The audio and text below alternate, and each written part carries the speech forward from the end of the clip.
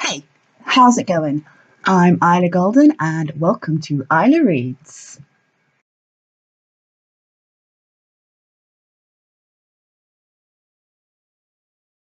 Echo had no idea how she managed to get through an entire evening with her daughter without giving anything away. It wasn't that she wanted to keep it from Piccolo for as long as possible, although the thought was definitely at the back of her mind. No, it was more to do with the fact the information should come to her from near. Whatever Cleo's real motives in telling her, she had to be as calm and collected about it as possible, at least in front of her children. The second they were both tucked into bed, she headed for the kitchen phone and dialed their number. Hello? It was near, and Echo was instantly relieved she didn't have to deal with Cleo first. Hi, Near. Oh, hey, X. I, have something you need to talk to me about? She prompted. I know. Cleo mentioned it when I saw her earlier. Yeah, I know, she said. So you've really found a place then? Yeah, he gave a nervous cough. Well, as you know, we've been looking ever since I moved out, but this is the first place we've come across which really feels right. Cleo and I both fell in love with it at first sight, and I'm sure Pico will love it too when she sees it. So this sudden decision-making had nothing to do with Pico deciding she wanted to live with you, then? Echo knew she sounded childish and petty, but she couldn't help it. These feelings had been building up. No, X, of course not. I honestly thought it would take us a few more months to find anything, but you should see this place, X. It's perfect. And you know I don't use that word lightly. Right. Her voice was tight. Look, I think maybe you need to sleep on all this now. Then this weekend, you, me, and Pico need to sit down together and talk everything through properly. Okay? Sure. That sounds just perfect. No matter how hard she tried, she just couldn't keep those creeping tones out of her voice. I have to go now. Bye, Echo. Goodbye, Nia. Hanging up the phone, she sucked a deep breath in and tried her best not to cry. It wasn't easy, not when the tears were welling up within her so quickly. It was too much, and it was too soon. They weren't supposed to find a place so quickly. Piccolo was supposed to have enough time to rethink her decision and change her mind. She didn't want Piccolo to move out. She wanted her babies to stay together under one roof. Her roof. Why was this happening? What did she do to make this happen? Just as the uncontrollable flood of tears was about to break, she heard the scraping of a chair behind her. Turning around, she noticed the same chair as the day before was pushed back from the table. Even though everything in her was still wobbling, this development somehow gave her the strength to keep the tears at bay.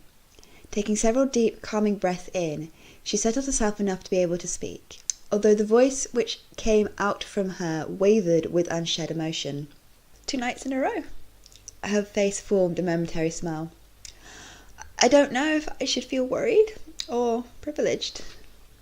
She gave a laugh, which sounded more like a sob as she moved closer to the table. There was a long and awkward pause, during which Echo did her best to try and see if there was someone sitting in the chair or if, once again, her mind was just playing the trick she needed when she needed it to. I thought... She hesitated. There was a bit of an accident at rehearsals today. She gave a nervous cough. And I'm pretty sure I was saved by someone who saved me before, I only saw him for a moment. And maybe it was just an adrenaline filling in the gaps or something, but was it you? Her question was met with silence, just as she knew it would be. This was ridiculous. She was talking to her son's imaginary friend, for crying out loud. Of course she wasn't going to get a response. If the chair really had moved, it was probably her own subconscious moving it telekinetically to give her something to focus on other than the pain she was feeling. If that were the case, then it worked. Okay, she still had a well of tears inside of her, but she was feeling calmer and more in control of it now. So, do you go around saving a lot of people then, or just me? She smiled at the empty chair, half pretending she'd gotten a response from her last question. Because, either way, believe me, I'm grateful. I don't know. I wish a lot of things right now. I think I even wish you were really there. She hesitantly reached a hand out towards the chair, then withdrew. Silly, isn't it? A grown woman wanting an imaginary friend. And not just any imaginary friend, but the one belonging to her own son. She gave a nervous laugh. You must think I'm crazy, right? Or maybe not. Do imaginary people think people who believe or want to believe in them crazy? I guess without that you don't really exist, right? Then again, there's a part of me absolutely certain you saved me today. You couldn't do that unless you were real, but... Again, she reached her hand towards the empty chair. She wasn't sure what she was hoping for or expecting exactly. Proof of reality, maybe? If there was nothing in the chair, then she would know for certain Tree Man really was just an imaginary friend and everything she'd experienced had been her own subconscious. If there was someone there, then she was either crazy or... Lowering her gaze, she withdrew her hand before she got too close. A part of her wasn't ready to find out one way or another. It was just too... Before she could finish her own thought, she felt the pressure of someone's hand on top of her own. Instantly her gaze refocused on the chair. Maybe she was just going crazy and imagining what she was feeling, but then she'd also have to be imagining the human-shaped distortion forming in front of her. Fearfully, she pulled back and rolled her chair away from the table. Her gaze remained focused on the chair as her heart pounded in her chest. The distortion was still there. Its head appeared facing towards her. Even though Echoe couldn't see its eyes, she knew they were focused on her, burning into her with a mixture of curiosity and something she couldn't quite put her finger on. She didn't know how it made her feel, but she did know if this were all in her head, then she was going to need some serious therapy. Tree Man? She somehow managed to stammer out the word. The distortion half nodded, before tilting its head curiously from side to side. I don't... She gave a nervous cough. Is Tree Man your actual name, then? The distortion shook its head. So you are Tree Man, but Tree Man's not your name. She laughed, which sounded a little more hysterical than she would have liked. Can you tell me your name? A noise which sounded like a combination of rushing water, well noise, and animal grunts came from the distortion. It wasn't an unpleasant sound, but something about it made Echoe wince. Maybe it was her own expectation that this thing, whatever it was, would speak the same language as her, which made her uncomfortable with the reality of its voice. Then again, it was pretty obvious it was able to understand what she was saying, so why wouldn't she expect it to speak the same language as her? The noise stopped almost as soon as Echoe winced. The distortion then got to its feet, revealing what appeared to be a long, thick tail behind it. I'm sorry, don't go. Echoe held a hand out towards it. I didn't mean to offend you. I shouldn't have assumed I would be able to understand you. The distortion took a few steps towards her, stopping an arm's length away. He then held a hand out as though he wanted her to take hold of it. For a few long moments, Echoe hesitated. She had no idea what would happen if she took hold of its hand, and she had her children's safety to think about.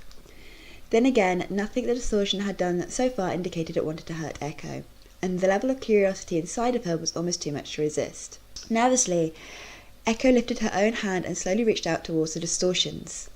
When their hands met, the process which had made the distortion visible to begin with continued. It was like a rippling effect, pulling a solid image clearer and clearer until finally a man, at once unknown and yet familiar to her, appeared before her. He was tall, with broad shoulders and a sleek, athletic build. His earthy green hair and lightly tanned skin, mottled with green patches, was similar in appearance to a number of nymphs and fairy breeds associated with nature or the earth. His ears had the same kind of tousled point as most imps, but were closer in size to that of a pixie. His eyes were bright, intelligent, and almost mischievous. He didn't have any wings that Echoe could see, but he did have a long, green, leathery, monkey-like tail which moved in a snake-like manner behind him almost of its own accord. What are you? The words were out of Echoe's mouth before she could stop them. I don't recognize your breed. You look a little bit like a lot of things and nothing like anything specific. Maybe you're just the offspring of a lot of different breeds over a few generations, but... He held up a hand to silence her, as his face took on a strangely thoughtful look. Back at start, they call us Mano. Later, when everything for a box, Mano-sen. His lips twitched with an uncertain smile. I can understand you now. Yes, you broke through magic and can see me now. Understanding follows seeing. I am Mika, and you are Echoe. His voice trailed slightly, as though he were embarrassed to reveal he knew anything about her. You've been watching me for a long time, haven't you? She curiously narrowed her gaze on him.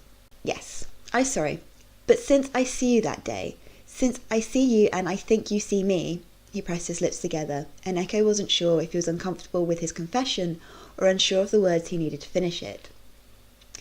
We may know not seen so often by the sons and daughters. We think we've forgotten by them. So when you see me, I think maybe this daughter not like others, and I want to know more about this daughter. I was a lot curious in my younger days, but I am glad for that curious because I am glad for Echoe. Okay. Echoe let out a deep breath, not sure if she was feeling flattered or alarmed by his words. You are scared by me. I'm sorry, but I think you need friend now, and I want to be friend. Perhaps I get wrong? I go now. No, Mika, wait. She held a hand out towards him. This is all a bit much for me to take in right now. Give me time to get my head around all this. You want me to stay? I want you to let me get my head around all this first, and then I'll decide. Some innate need to be a good host caused Echoe to move their conversation into the living room. Sitting down on the couch, he looked out of place and awkward. He might have been dressed in what looked like baggy shorts and t-shirt, but that doesn't mean he'd grown up with the same lifestyle she had. Instantly, Echoe found herself overwhelmingly curious about him and his people. Somewhere in the back of her head, she recognized the name Maino, and that same recognition told her one should not be sat in her living room right now, never mind anything else. Do all Maino hide themselves the way you do? Echoe tried to word it in a way he would understand. Yes. For a long time we Maino have been hidden. Why? My nonu say once sons and daughters lived happy with Maino. His face screwed up with concentration as he clearly searched for the words he needed. But like all brothers and sisters, they soon fight with each other. They all want to be best, to be favourite for Maino. But Maino think all sons and daughters the same and not want them to fight. But they fight and they get angry at Maino too. Maino should decide, they say, or Maino should just go away and be gone. So Maino think this idea would make sons and daughters happy, make sons and daughters stop fighting. So Maino cast big spell and Maino are gone. By sons and daughters, do you mean the enchanted breeds? Yes. Nanu say those who put in boxes used to call sons and daughters that.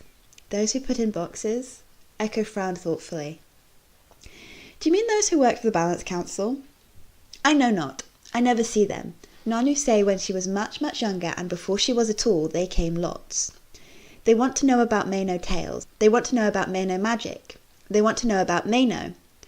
Then when Nanu bigger but still much younger than now, they come no more. No Maino seen them after. Wait, so whoever these people were, Balance Council related or not, they knew about your existence until fairly recently. I don't understand. I've never met anyone who knows about the Maino, and yet you're saying people used to visit and study your kind?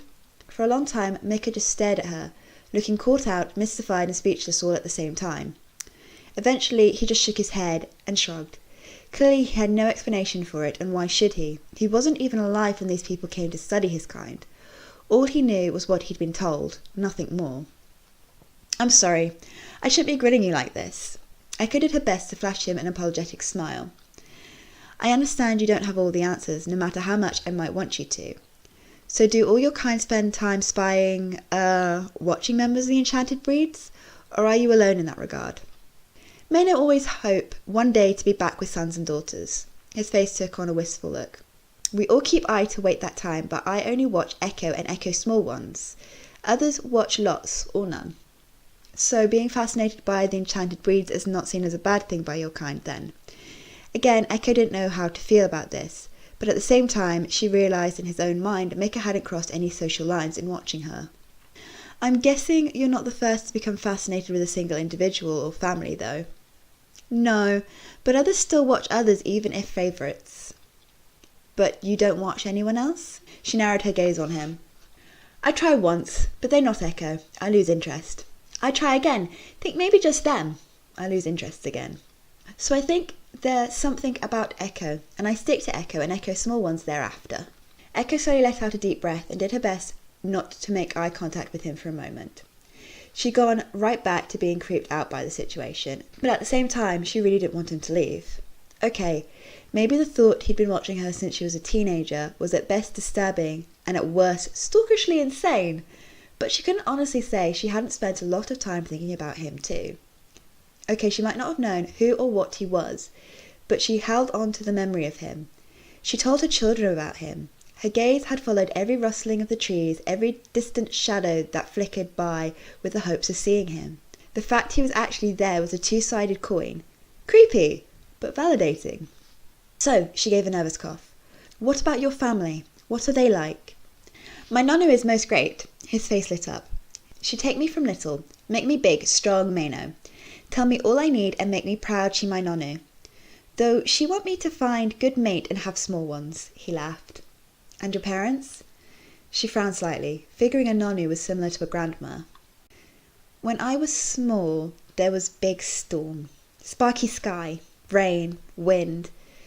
One spark makes sons and daughters' houses fiery. Ma and Pat join Mano in saving small ones from fiery houses. Small ones see Mano, follow Mano. They safe. But Ma and Pat? He lowered his gaze and shook his head. I proud. They do good.